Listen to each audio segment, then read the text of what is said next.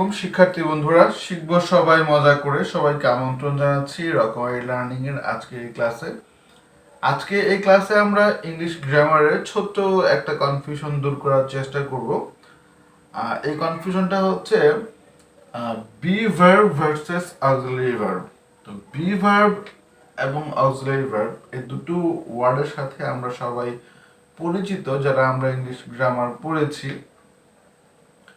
তো প্রায় সময় আমরা দেখতে পাই যে কোনটা বি ভার্ব বা কোনটা অক্সিলারি ভার্ব, এই ক্ষেত্রে আমরা একটু কনফিউশনে ভুগি বা একটু মিস্টেক করে থাকি। তো আমি চেষ্টা করব আজকে তোমাদের এই ক্লাসের মাধ্যমে এই কনফিউশনটা দূর করার জন্য। তো তোমরা দেখতে পাচ্ছ যে এখানে বি ভার্বের একটা ছোট লিস্ট এবং অক্সিলারি ভার্বের একটা ছোট লিস্ট করা হয়েছে।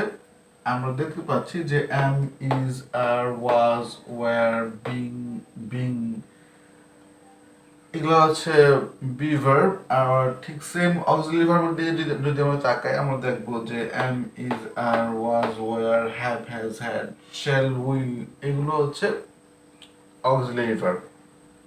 তো দেখতে same am, is, are, was, were এগুলো বি ভার্ব, আবার am, is, are, was, were এগুলো অক্সিলারি ভার্ব। তো কেন তাহলে নামের ক্ষেত্রে চেঞ্জ কেন কেন এগুলোকে বি ভার্ব বলা হচ্ছে, কেন এগুলোকে অক্সিলারি ভার্ব বলা হচ্ছে, এবং ব্যবহারের ক্ষেত্রে কখন কোনটা বি ভার্ব হবে, কখন কোনটা অক্সিলারি ভার্ব হবে, এই হচ্ছে আমাদের কোশ্চেন গুলো থাকে। তো আমি দুটো এক্সাম্পল দেখাবো, দুটো এক্সাম্পলের মাধ্যমে তোমাদেরকে পুরো বিষয়টা সহজে বোঝানোর চেষ্টা করব। তোমরা দুটো এক্সাম্পল দেখতে পাচ্ছ যে এখানে আমি লিখেছি I am a good reader. Okay, তো এই সেন্টেন্সের মধ্যে যেমন এম আছে, ঠিক সেম এই সেন্টেন্সটার মধ্যেও এম আছে। সেন্টেন্সটা হচ্ছে I am reading a good story.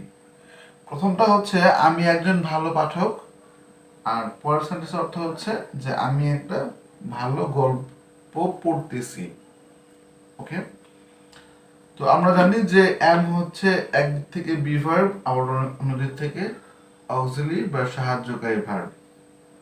তো এখন এই দুটো সেন্টেন্সের মধ্যে যে দেখো, এইখানে প্রথম সেন্টেন্সে ভার্বের কাজ করতেছে কোন ভার্বটা, কোন ওয়ার্ডটা। আমরা জানি যে ভার্ব ছাড়া কোনো ওয়ার্ড সেন্টেন্স হয় না, প্রত্যেকটা সেন্টেন্সেই একটা ভার্ব লাগে।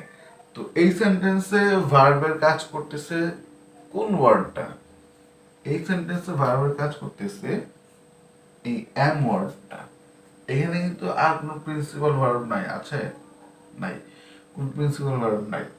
সো যেহেতু প্রিন্সিপাল ভার্ব নাই, সেহেতু এখানে এই এম হচ্ছে এখানে ভার্বের কাজ করতেছে। আবার ঠিক সেম আমি যখন নিচের সেন্টেন্সের দিকে তাকাবো, তখন আমি দেখতে পাচ্ছি যেমন নিচের সেন্টেন্সে প্রিন্সিপাল ভার্ব হিসাবে এই রিড বসেছে। ওকে, আর ই এড রিড, এটা হচ্ছে প্রিন্সিপাল ভার্ব হিসাবে এখানে বসেছে। এবং এই প্রিন্সিপাল ভার্বটাকে যেহেতু আমি বলতেছি যে I am reading a story, মানে আমি এটাকে প্রেজেন্ট কন্টিনিউয়াস টেন্স করতেছি। সো প্রেজেন্ট কন্টিনিউয়াস টেন্স করার জন্য আমার কিন্তু এই প্রিন্সিপাল ভার্বের রূপটাকে চেঞ্জ করা দরকার। অর্থাৎ আমার এই ভার্বের সাথে আমার একটা আইএনজি যোগ করা দরকার। সো এই আইএনজি যোগ করার জন্য আমার এই প্রিন্সিপাল ভার্বের জন্য একটা সাপোর্টিং বা হেল্পিং ভার্ব দরকার। ওই হেল্পিং ভার্ব হিসেবে আমি কি করলাম, এখানে এইখান থেকে এই এমটাকে তুলে নিয়ে এইখানে যোগ করে দিলাম। যখনই এখানে এম যোগ হয়েছে, তখন এখানে আইএনজি যোগ করাটা কারেক্ট। অর্থাৎ আমরা বুঝতে পারলাম যে এই সেন্টেন্সের মধ্যে এই এমটা এই প্রিন্সিপাল ভার্বকে সাহায্য করার জন্য বসছে। সেজন্য এই সেন্টেন্সের মধ্যে এই এমটা হচ্ছে অক্সিলারি ভার্বের কাজ করছে।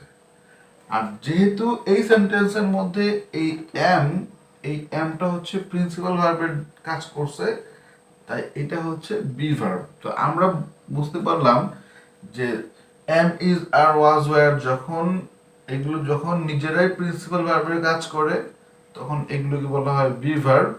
আর am is are was were এগুলো যখন প্রিন্সিপাল ভার্বের সাহায্যকারী হিসেবে সেন্টেন্সে ব্যবহৃত হয় তখন এগুলোকে বলা হবে অক্সিলারি ভার্ব বা হেল্পিং ভার্ব। তো প্রত্যেকটা ক্ষেত্রেই ঠিক সেম কেস হবে। আশা করি তোমরা এই টোটাল বিষয়টা সহজে অল্প কথায় এই দুটো এক্সাম্পলের মাধ্যমে বুঝতে পেরেছ।